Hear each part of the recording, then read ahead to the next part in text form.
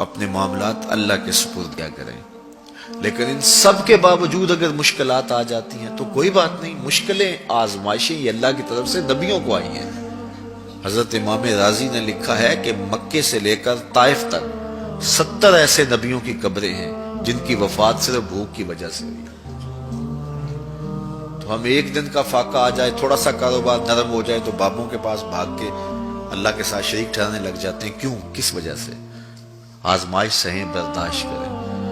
تو اوپر نیچے یہ دن بدلتے رہتے ہیں، دن پھرتے رہتے ہیں، ہر وقت جو ہے کہ جادو ہو گیا، ٹونا ہو گیا، سایہ ہو گیا، بندش ہو گئی ہے، ہر وقت اسی چکر سے ہم نکلتے نہیں ہیں۔ اللہ پر توکل رکھیں، وہ رزق دیتا ہے، وہ رزق تنگ بھی کرتا ہے، وہ رزق کشادہ بھی کرتا ہے، بندوں کو آزماتا بھی ہے، بندوں کو ڈھیل بھی دیتا ہے۔ اس کی ڈھیل سے بھی ڈریں اور اس کی آزمائش میں بھی پورا اترنے کی کوشش کریں اور اسی کے حضور دامن پھیلائیں۔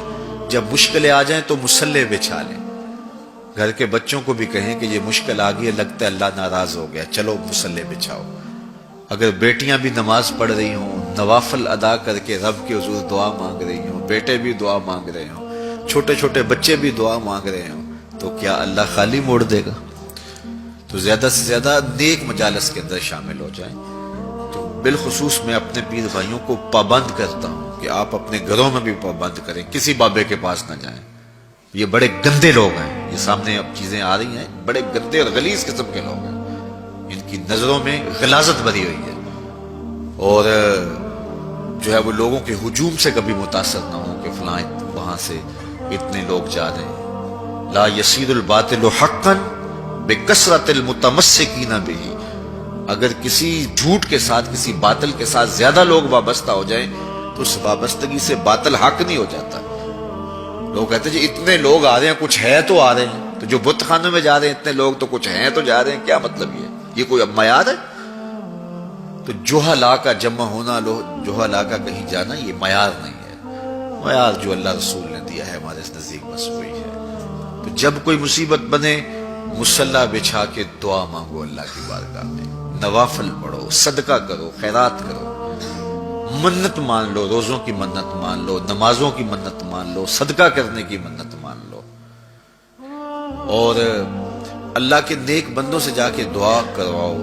غریبوں میں آپ رزق بانٹو، اس سے برکت ہوگی، اس سے پریشانیاں دور ہوں گی۔ رزق کم ہو گیا ہے تو غریبوں کو دو، لگتا ہے غریبوں کو دو گے تو اور کم ہوگا، نہیں، جب دو گے تو اللہ کے سچے وعدے آپ کو نصیب ہوں گے اور آپ کو برکتیں نصیب ہوگی، اس کے راہ میں دینے سے کم نہیں ہوتا ہے۔ اس لیے میں یہ خاص طور پہ یہ باتیں اس لیے کر رہا ہوں کہ ان دنوں کے اندر بہت زیادہ جو ہے وہ اس طرح کے لوگ ہیں اور مختلف جو ہے وہ چینلز کے اوپر ان کو سامنے لایا جا رہا ہے۔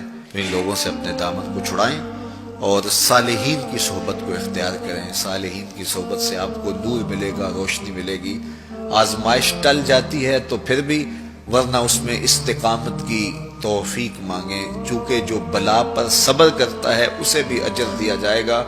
صحیح حدیث میں آتا ہے کہ اہل بلا کو قیامت کے دن جو صلہ دیا جائے گا تو دوسرے لوگ آرزو کریں گے کاش ہمارے جسم کو لوہے کی کینچیوں سے کاٹ دیا جاتا۔